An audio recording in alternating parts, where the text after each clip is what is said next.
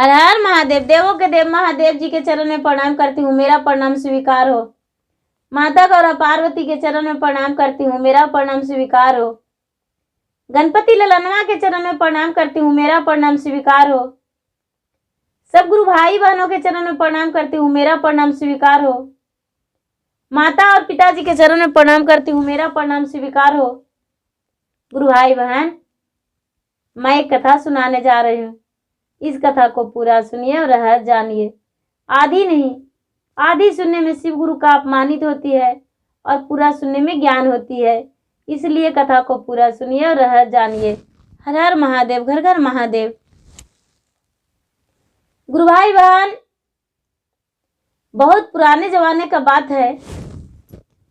एक राजा थे, बहुत बड़े राजा थे। वो राजा साहब का 7 रानियां थी और राजा एक थे। 7 रानियां इस कारण थी कि राजा साहब का किसी से संतान नहीं हुआ था। राजा साहब को किसी से संतान नहीं हुआ था। जब एक विवाह किए तो नहीं हुआ संतान, दूसरा किए नहीं हुआ, तीसरा किए नहीं हुआ। ऐसा ही करते करते करते करते राजा साहब 7 विवाह किए, लेकिन किसी से उनका संतान नहीं हुआ। जब किसी से संतान नहीं हुआ तो राजा साहब बड़े दुखी रहते थे। एक दिन का बात है कि राजा साहब अपने राज दरबार में बैठे हुए थे और एक साधु आए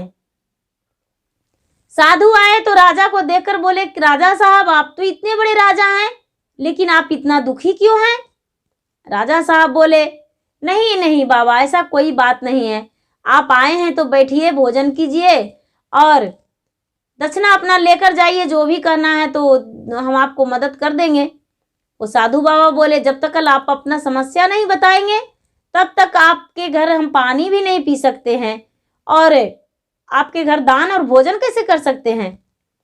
राजा साहब बोले, देखिए महाराज साधु बाबा, हमको 7 रानियां हैं लेकिन संतान किसी से नहीं है, इसी कारण हम दुखी रहते हैं। जब ये बात ब्राह्मण सुने, वो महात्मा जी सुने तो बोले कि राजन, इसमें दुखी होने का क्या बात है? हम तुम्हें कुछ बताते हैं, क्या वो कर सकते हो? ये राजा बोले, क्यों नहीं? महात्मा बोले, तो ठीक है, बाग में जाना और बाग में जाकर जिस गवद में 7 आम का हो गवद, वही गवद पे एक झवेदा से मारना और उस 7 आम को उठाकर ले आना और लाकर अपने रानी को एक एक करके खिला देना। वो आम कच्चा रहेगा पक्का रहेगा वो मतलब नहीं है, अपने रानी को खिला देना। राजा साहब बोले, ठीक है। वो महात्मा को बड़े प्रेम से राजा साहब भोजन करवाए। उसके बाद उनको जो दान देना था वो दे दिए। वो महात्मा चले गए। राजा साहब उसी समय बाग बगीचा में गए और जाकर देख रहे हैं कि आम फला हुआ तो बहुत है। घवद में भी 7 वाला मिल गया, जिसमें 7 था। वो क्या किए कि कोई हाथ में छोटी सी डंडा लिए और फेंक कर उसको 7 आम को गिरा लिए। 7 आम को राजा साहब गिरा लिए और हाथ में लेकर घर आ गए तो रानी बोली, राजा साहब आज तो बहुत सवेरे आ गए। बोले कि हाँ, 7 रानी आप एक जगह होइए, लेकिन जो राजा साहब की छोटी रानी थी वो घर में रानी बन के नहीं रहती थी, वो दाई बन के रहती थी। जो 6 रानी थी उसे बहुत दुख देती थी, इतना दुख देती थी कि जहां तक के कि घर के झाड़ू बर्तन पोछा कपड़ा जो भी होता था वो छोटी रानी करती थी। छोटी रानी को 6 रानी जो थी वो कौआ हकनी कह के बुलाती थी और कौआ हकनी कहती थी। वो बेचारी गाय गौशाला सब कुछ करती थी। राजा साहब बोले, 7 रानी एक जगह हो जाओ। जो 7 रानी तो एक जगह नहीं हो पाई। 6 रानी एक जगह हो गई, लेकिन जो छोटी वाली रानी थी वो बर्तन धो रही थी। जब बर्तन धो रही थी गुरु भाई बहन, तो उसके पति बोले, हम आम लाए हैं, हम आम लाए हैं, एक एक सब कोई खा जाओ। छोटी रानी कहती है, मेरे लिए आम रख दीजिए, बाकी 6 दीदी का दे दीजिए। 6 रानी मिलकर कहती है अपने पति से, राजा से, कोई बात नहीं, मुझे ही दे दीजिए, उनका आम हम ही धर देंगे। 6 रानी नहीं, 7 आम को खा गई। 6 रानी ने ही 7 आम को खा गई, छोटी वाली रानी को नहीं दी। जब इसका बर्तन धोया हुआ तो ये कहती है अपने सौतन से, दीदी मेरा आम कहाँ है? सौतन बोली, अरे हम तो 7 आम खा गए 6 मिलकर। वो कहती है, मेरा आम तो अकेला था दीदी, आपका अकेला था, आप कैसे खा सकते हैं? बोले, नहीं नहीं, हम खा गए हैं। ये बेचारी कहती है, दीदी आम का गुठली कहाँ फेंके? 6 रानी कहती है, अरे हम तो आम का गुठली कचड़े के डब्बे में फेंक दिए हैं। बोले, बेचारी कचड़े के डब्बे में गई और 7 आम के गुठली निकाली, उसको प्रेम से धो दी और धोकर और 7 आम का गुठली को बेचारी चाट ली। राजा साहब 7 रानी के पास पारा बांध दिए थे, कब एक रात उसके पास एक रात उसके पास। तो उस दिन उसका पति का उसके पारा था। वो जो राजा थे छोटी रानी के पास उस दिन रात बिताए। उसके बाद राजा साहब का तो वही काम था, उसके बाद 7 रानी के पास जाते थे। जब ये छोटी वाली रानी के पास राजा आए और वो आम की गुठली चाटी तो वो रानी गर्भवती रह गई। छोटी वाली जो रानी थी गर्भवती रह गई। कुछ दिन के बाद इसको पता चला कि हम गर्भवती हैं, तो अपने राजा से बताई, राजा साहब आपके लिए एक खुशखबरी है। बोले, रानी क्या खुशखबरी है, क्या आप माँ बनने वाले हैं? ये रानी बोली, छोटी रानी, हाँ राजा साहब यही सच है, हम सचमुच में माँ बनने वाले हैं। बोले, ये तो बहुत खुशी का बात है कि आप माँ बनने वाले हैं। इस बात को 6 रानियों का पता चला। 6 जो रानी थी वो सोचती थी कि कब हम छोटी रानी को बच्चे को मार दे, लेकिन राजा साहब इतने इसको दे दिए थे, इतने इसको सेवा के लिए दे दिए थे कि एक गिलास पानी भी छोटी रानी अपने से लेकर नहीं पीती थी। गुरु भाई बहन, धीरे धीरे समय आने पर 9वां महीना बीत गया। 9 महीने के बाद छोटी रानी को दर्द होने लगा। जब छोटी रानी को दर्द होने लगा तो अपने सौतन से कहती है, दीदी जी मुझे तो बहुत दर्द हो रहा है, लगता है मेरा बच्चा जन्म लेगा। 6 रानी कहती है, तो मैं क्या करूं? बोले, दीदी कैसे बच्चा जन्म लेगा वो मुझे पता नहीं है, कहाँ जाऊं? बोले, जाओ एक घर के कोने में जहां पे सारा सामान रखा हुआ है उस कोने में बैठ जाना, तेरा बच्चा जन्म ले लेगा। वो बेचारी कौआ हकनी गई कोने में और कोने में बैठ गई, इसका बच्चा जन्म ले लिया। जब बच्चा जन्म ले लिया तो बच्चा रोने लगा। जुड़वा बच्चा पैदा लिया, एक लड़का और एक लड़की। जब जुड़वा बच्चा पैदा लिया तो 7 रानी देखी तो 6 रानी जलने लगी कि अरे इसका तो बच्चा पैदा ले लिया। बेचारी कौआ हकनी माँ के सामने दोनों बच्चे को 6 रानियां मिलकर उठा ली और उठाकर वहां पर ईंट और पत्थर धर दी। बेचारी कौआ हकनी को यही लगा कि मेरे बच्चे को तो नहलाने के लिए ले जा रही है, सेवा करने के लिए ले जा रही है, लेकिन ऐसा नहीं हुआ। जो 6 माँ थी सौतेली हथियारी, वो क्या की कि दाई के बोली कि जाओ इस बच्चे को कहीं फेंक लाओ, ये बच्चा मर जाएगा। कपड़ा में करके और जो घर के दाई थी वो पैसे पर फेंक लाई। एक कुम्हार का मटखान था भैया, वह जो कुम्हार मिट्टी कोड़ते हैं वहां पे ले जाकर दोनों बच्चे को धर दी। राजा साहब को पता चला कि राजमहल में 2 बच्चा जन्म लिया है। राजा साहब आए राजमहल में, और राजमहल में आए तो उन्हें ईटा और पत्थर का जानकारी हुआ कि ईटा और पत्थर रानी का उद्र से पैदा लिया है। राजा साहब बड़े दुखी थे और कहने लगे कि हे भगवान, इससे तो बढ़िया कि मेरा सातों रानियां का संतान ही नहीं था, ईट और पत्थर कैसे हो सकता है। राजा कुछ नहीं बोले, अपने रानी को सांत्वना दिए कि क्या करें, किस्मत में ही था। छोटी वाली रानी को 6 रानी मिलकर बोली थी कि यदि तुम राजा से बताओगी कि मेरा पुत्र और पुत्री पैदा लिया था तो हाथ और पैर काट के रख देंगे, तुम्हारा जीवन तरसने के लिए छोड़ देंगे। वो रानी कौआ हकनी बेचारी नहीं बताई कि मेरा पुत्र और पुत्री पैदा लिया था, लेकिन उसका जी सालता रहा, लगता रहा कि मेरा बच्चा आखिर कहाँ ले गया। गुरु भाई बहन, यहाँ पर की बात यहीं पर। अब आगे सुनिए कि बच्चा को जब कुम्हार के मटखान में धर लाया तो वहाँ का जो कुम्हार भाई थे, कुम्हार उनकी पत्नी कुम्हैन, तो आए मिट्टी खोदने को लिए, तो देख रहे हैं कि 2 बच्चा रो रहा है। कुम्हार जो थे वो बहुत खुश हो गए, उनका संतान नहीं था। वो अपने पत्नी से बोले, अरे देखो 2 बच्चा है, हम लोग मिट्टी नहीं ले जाएंगे, 2 बच्चे को उठाकर ले जाएंगे। पति पत्नी दोनों बच्चे को उठा लिए और घर लेकर चले गए। पूरे प्रजा को जानकारी हुआ कि कुम्हार अपने मिटखान से लाए हैं 2 बच्चे को। वो कुम्हार उस बच्चे को पोसने लगे। पोसते बच्चा करीबन 5 साल के हो गया। जब 5 साल के हो गया तो उसके माता पिता क्या किए, जो कुम्हार थे वो क्या किए कि मिट्टी का घोड़ा और हाथी बना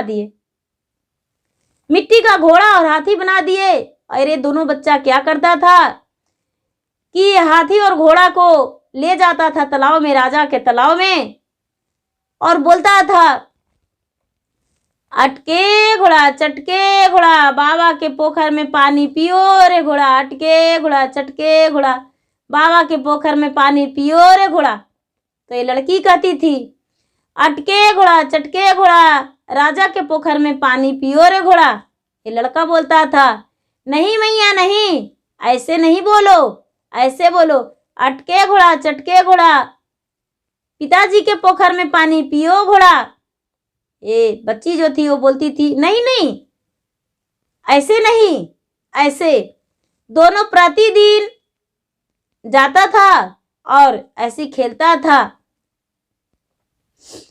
ये लड़का बोलता था, बाग लगाया सुंदर सा, फूल खिला है अपना, कोई तोड़ा कोई पाया, कौन मुरझाया किसको हुआ सपना।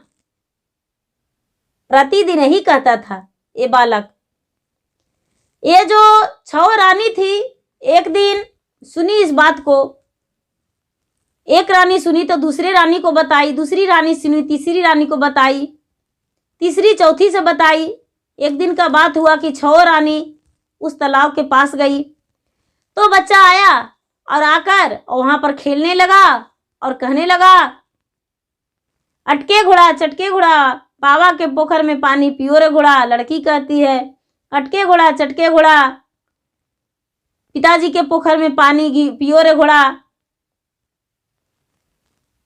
बाग लगाया किसने, फूल खिला आकाश में, तोड़ा कौन मुरझाया कौन, और सपना हुआ किसको। वो बेचारा इसी बात को जपता था। जब बात को जपता था तो 6 रानी सुनी तो कहने लगी कि अरे क्या देखती हो, ये वही बच्चा है जिसको हम मिटखान में फेंकवाए थे। चलो हम लोग सो जाएंगे पलंग पे और राजा के बोलेंगे कि वो बच्चा जो कुम्हार की यहाँ है उस दोनों बच्चा को काट के और कलेजा नहीं दीजिएगा, तब तक हम लोग बचवे नहीं करेंगे। वहां से आई 6 रानी और 6 रानी आके पलंग पे सो गई। पलंग पे सो गई और पलंग पे सो गई तरह से क्या की कि गुरु भाई बहन पहले के ज़माने में तो खपड़ा के ही घर होता था ज़्यादा, तो खपड़ा बिछावन के तरह बिछा ली। हड़िया जो मटकी होता है, मटकी का फूटना टूटना, और ऊपर से बिछावन बिछा के और छो रानी करवटिया फेरने लगी तो दड़ उसका हड्डी टूट रहा था। राजा साहब आए, बोले रानी साहब नहीं है, दाई दासी को पूछे तो दाई दासी बोली रानी साहब छो बीमार हैं। राजा छो के पास गए। छो कहती है राजा साहब आज मेरा प्राण नहीं बचेगा, आज मेरा जान चला जाएगा, मेरा हड्डियां टूट रहा है। करवटिया फेरने लगी तो उसका हड्डियां सचमुच में टूट रहा था, क्योंकि मटकी का फूटना और खपड़ा तो टूट रहा था तो उसका हड्डियां ही टूट रहा था। राजा साहब व्याकुल हो गए और बोले रानी साहब आपको क्या कहना है, आखिर क्या हुआ जो आप इतने बेचैन हैं। वो छो रानी कहती है राजा साहब कुम्हार के घर में 2 बच्चे हैं, उस बच्चे को कलेजा पर चढ़ के नहाएंगे तभी मेरा जीवन बचेगा और नहीं तो नहीं बचेगा। वो जो राजा थे वो जाकर बोले उस प्रजा को, कुम्हार को, कि भाई दोनों बच्चा अपना दे दो, हमको रानी को उसका कलेजे पर चढ़ के नहाना है। कुम्हार बोला राजा साहब इस बच्चे को तो नहीं दे सकते हैं, आप चाहे जो कर ले। राजा वाली बात था, कुम्हार को डराए धमकाए और उसको बोले कि तुम्हें कारागार में डाल देंगे। बंदी बना लिए और बंदी बना के दोनों बच्चे को ले आए। कुम्हार बेचारा हाय छाती पीटते रह गए और उनकी पत्नी, लेकिन राजा जो कसाई था वो दोनों बच्चे को ले आया। दोनों बच्चे को ले आया, ये नहीं पता राजा को कि ये तो मेरा पुत्र मेरा खानदान का वारिस है या किसी का खानदान का वारिस रहे। बच्चे को तो ऐसा बेदर्द नहीं देना चाहिए। गुरु भाई बहन उस बच्चे को राजा साहब ले आए और लाकर जल्लाद को दे दिए। जल्लाद दोनों बच्चे को लेकर गया और ले जाकर और दोनों बच्चे को मार डाला और उसका कलेजे निकाल कर और लाकर राजा को हाथ में सौंप दिया। कोई रानी तो बीमार थी नहीं, क्या करेगी। ये रानी क्या किया कि कलेजे को ले जाकर बाग बगीचा में गाड़ दिया। और ये जो कौवा हकनी थी उस 7 आम खाई थी और जो गुठली था वही बाग में ले जाकर बेचारी मिट्टी खोदकर और छुपा दी थी। 7 आम का गुठली वृक्ष बन गया था। जो कलेजा जो रानी गाड़ दी ले जाकर, तो दोनों का कलेजा में से फूल का बहुत सुंदर उसमें पौधा जन्म लिया। फूल का बहुत सुंदर पौधा जन्म लिया। तो वो जो आम था वो आम का डाल और फूल का डाल दोनों एक तरफ से दूसरे पर सुहरता था और बहुत सुंदर फूल खिलता था। लेकिन गुरु भाई बहन वो जो फूल था, एक फूल राजा के सेज पे आके गिर जाता था अपने से। राजा को लगता था कि इतना सुंदर फूल अपने से कैसे मेरा सेज पे रहता है। माली को बोले राजा साहब कि माली तुम इस फूल को लाकर मुझे देना, हम अपना सेज को सजाएंगे। बोले माली ठीक है। माली गया तोड़ने बाग बगीचा में फूल। जब माली गया फूल तोड़ने को लिए तो ये फूलवा कहता है, आपस में बात करता है दोनों, ए भैया बेलात का बहनी चंपा फुलवा लोड़े ले बाबा के मालिया फुलवा लोड़े दिए कीना। ये जो भाई है बेली का फूल कहता है, ए बहनी चंपात का भैया बेला डाले पाते खिली जाया काश। ये जो फूल है बोलता है बहन डाल पात हम लोग का काश खिल जाओ। इसको फूल कैसे छूने देंगे अपना डाल पात? नहीं बहन नहीं। फूल का जो पौधा था वो पूरा आकाश खिल गया। माली लौट कर आ गया, राजा से बोला राजा साहब बाग गए फूल तोड़ने तो फूल किसी से आपस में बात करता है और उसका डाल जो था वो आकाश खिल गया। राजा चकित होकर बोले, नहीं, ऐसा नहीं हो सकता है। राजा अपने दासी को भेजे, दाई को भेजे। दाई लाने गई फूल, तो दाई भी उसी तरह देखी और सुनी। दाई लौट आई। राजा बोले कि जो इस फूल को तोड़कर ला देगा उसको हम बहुत सारा धन देंगे, जहां तक के कि अपना राज भी आधा दे देंगे। सारी प्रजा तोड़ने गए, कोई से फूल नहीं टूटा। जब राजा की पत्नी गई तोड़ने, जो रानी थी, पहली रानी, वो गई तोड़ने, तो फूल आपस में बात करती है, ए भैया बेला तका बहनी चंपा, फुलवा लोड़े अइले सतेली माइया, फुलवा लोड़े दिए कीना। ये कहते हैं, ए बहनी चंपा तका भैया बेला, डाढ़े पाते खिली जाया काश। बहन, डाढ़ पात आकाश खिल जाओ, फूल को ठेकने मत देना उसको। जब दूसरी रानी गई तो दूसरी रानी को भी फूल उसी तरह बात किए। तीसरी रानी गई, चौथी गई, पांचवी गई, छठी गई, फूल किसी से नहीं मिला, जहां तक के कि राजा भी गए।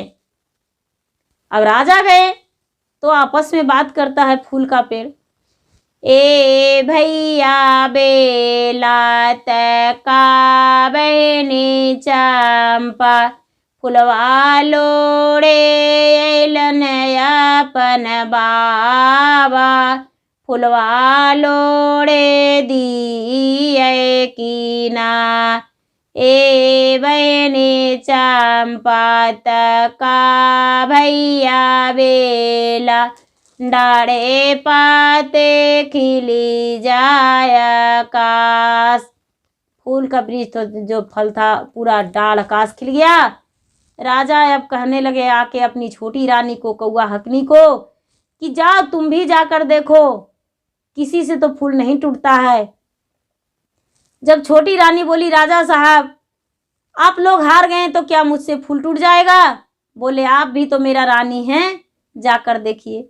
छोटी वाली जब रानी गई तो पीछे से छो रानी गई। छोटी वाली रानी को ये नहीं पता था, लेकिन छो रानी को ध्यान था कि यहीं पर उसका कलेजा गाड़े थे, वही फूल है। छो रानी पीछे से गई, और जब छो रानी पीछे से गई तो बड़ी सारे लोग गए, बड़ी बहुत सारे लोग गए। ये जब बेचारी कौआ हकनी पहुंची तो जैसा ही नजर पड़ा तो ये कह रही है फूल अपने भाई से, ए भैया बेला तका बहिनी चंपा, फुलवा लोड़े अइलन सपन मैया, फुलवा लोड़े दिए कीना।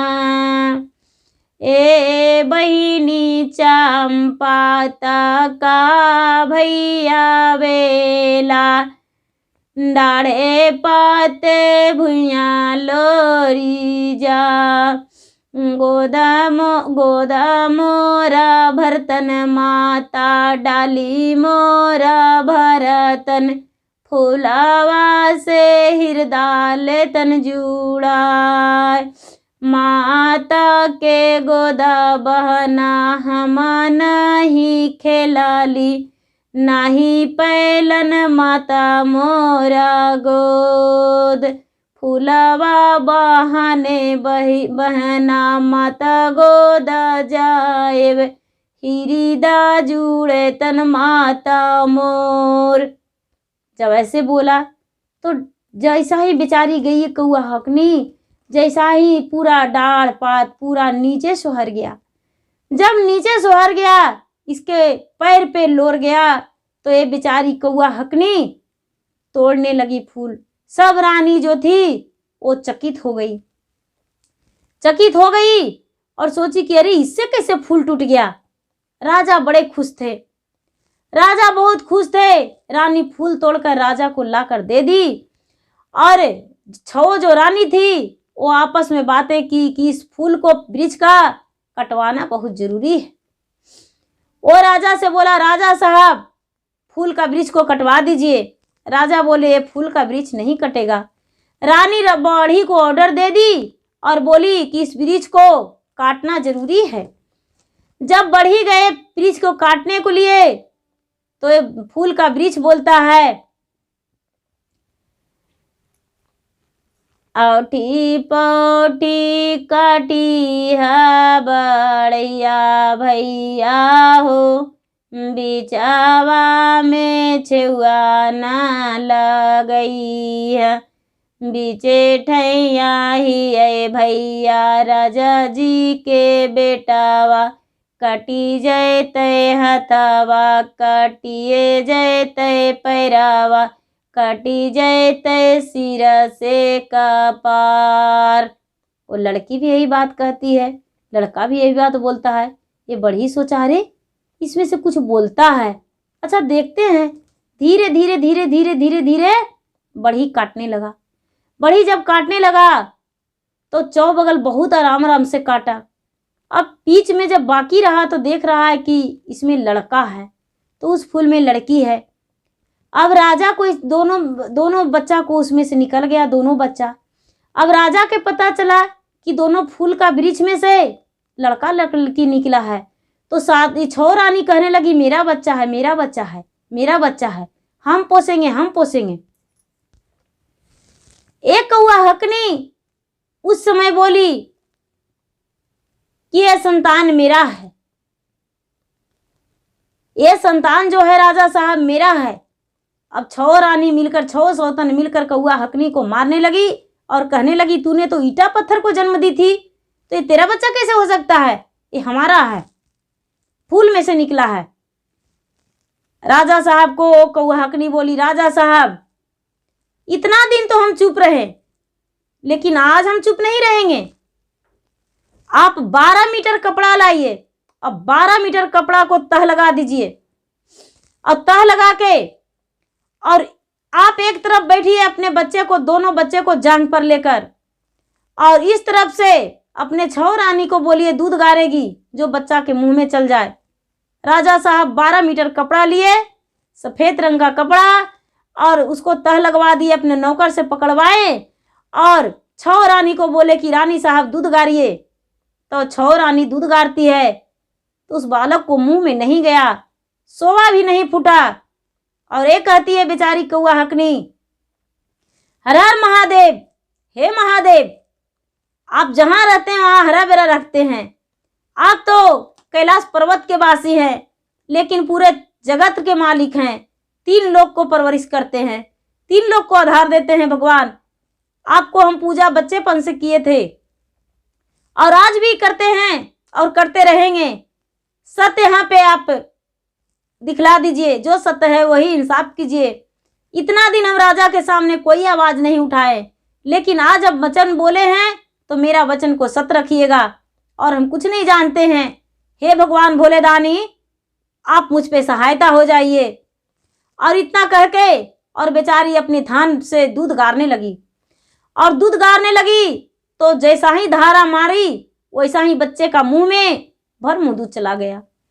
जब भरमुंह भगवान के माया, परमात्मा के माया, भोलेनाथ के माया बच्चा का मुंह में भरमुंह दूध जब चला गया, तो बच्चा अपना दूध से अपना आत्मा को शांति किया, और अपना भाई और बहन दोनों आपस में बात करता है कि माता का था दूध एक बूंद भी नहीं मिला था, लेकिन आज मुझे दूध मिला है, आज माता का दूध पी लिए। राजा कहते हैं कि क्या ये तुम्हारी माँ है, तुम लोग का माँ है? ये बच्चा बोला, पिताजी आप मेरे सत्य का पिता हैं, आपने मुझे जन्म दिए हैं, और यही सत्य है कि ये मेरी माँ है। जब हम माता के ओद्र से पैदा लिए थे, महादेव का रचना की बच्चा जो सच सच बक रहा है, उसे तो नहीं पता था कि मुझे कौन पोसा, कैसे पाला, क्या हुआ, लेकिन भगवान की माया। कहते हैं लोग कि 10 बरस चलते हैं, नहीं तो 100 बरस चलते हैं, सत्य का विजय होता है। लोगों का अभिमान टूटता है, उसी तरह इस छहो रानी का था। बच्चा बोला, जिस दिन हम पिताजी जन्म लिए थे उसी दिन मेरी छहो माँ मुझे फेंकवा दी थी मटखान में, और मेरे माता पिता जो कुम्हार थे वो कुम्हार मुझे पोसे पाले। और आपकी छहो रानी जब हम खेलते थे तो देखी तो इससे बर्दाश्त नहीं हुआ, ये आपसे बोली कि उन बच्चे को कलेजा चाहिए, तो बच्चे का कलेजा आप उसको ज़बरदस्ती मेरे माता पिता से छीन कर लाके और कटवा के और दे दिए। लेकिन इनका कोई बीमारी नहीं था, कलेजे को लाकर इस बाग में गाड़ दिए और हम जन्म ले लिए फूल, दोनों भाई बहन। क्योंकि भगवान ने मुझे मृत्यु नहीं दिए थे, भगवान ने बोले कि जाओ एक फूल बन के और तू अपना पृथ्वी पर ही रहना, और एक दिन हो सकता है कि समय आने पर तुम एक सुंदर सा राजकुमार बन जाओगे। तो पिताजी जब हम फूल खिलते थे आपके सेज पर गिर जाते थे, हमें लगता था कि आप याद कीजिएगा, लेकिन आप किसी बहाने तो खैर फूल तोड़वाए और माता ने छहो रानियों ने मुझे कटवा दिए पेड़ को, तो हम भाई बहन दोनों निकल गए हैं। जब ऐसा बात सुने राजा तो क्या किए कि छहो रानी को घर से निकालने का ऑर्डर दे दिए। बालक बोला, पिताजी ये आपकी अर्धांगिनी है, आपकी पत्नी है, इसे मत निकालिए। हम यही चाहते हैं कि इसी घर में मेरी छहो माँ एक दासी बन के रहे, जैसे मेरी माँ रह रही थी उसी तरह ये छहो राजरानी का कपड़ा उतार कर एक दासी का कपड़ा पहन ले, और मेरी माँ जो दासी का कपड़ा पहनती है वो राजरानी का कपड़ा पहने। ये जो राजा थे उस बच्चे को दोनों के गले लगा लिए और राजमहल ले गए, बाजे गाजे के साथ, ढोल बाजन के साथ ले गए और ले जाकर और बधाई से उसको गृह प्रवेश करवाए बच्चे को, और पूरा अपने राज में प्रजा के बढ़िया बढ़िया भोजन करवाए, और इस छहो रानी को दासी का कपड़ा दे दिए, और अब इस छोटी वाली रानी को राजरानी का कपड़ा मिल गया। ये बेचारी राजरानी बन गई और छहो रानी जो थी वो दासी बन गई। उसी घर में झाड़ू पोछा बर्तन करने लगी, गाय गौशाला करने लगी, और ये बेचारी जो कौआ हकनी थी वो राजरानी बन गई। राजरानी बन के रहने लगी, राजपाट भोगने लगी और अपने बच्चे को साथ। ये जो बच्चा था वो बच्चा भगवान के भक्ति करने लगा, राजा भी भगवान के भक्ति करते थे, करते रह गए, और रानी जो कौआ हकनी थी वो भी, उसका भी समय बदल गया और भगवान के भक्ति करती थी, तो भगवान एक दिन उसका समय को पलट दिए। गुरु भाई बहना कहते हैं कर्म जो है वो गलत नहीं करने पर गलत परिणाम नहीं मिलता है। लोग दुख देते हैं लेकिन फिर एक दिन सुख हो जाता है, भगवान सुख जरूर लौटाते हैं। गुरु भाई बहना मेरा वीडियो अच्छा लगे तो इसे लाइक कीजिए, शेयर कीजिए, सब्सक्राइब कीजिए। धन्यवाद। हर हर महादेव, घर घर महादेव।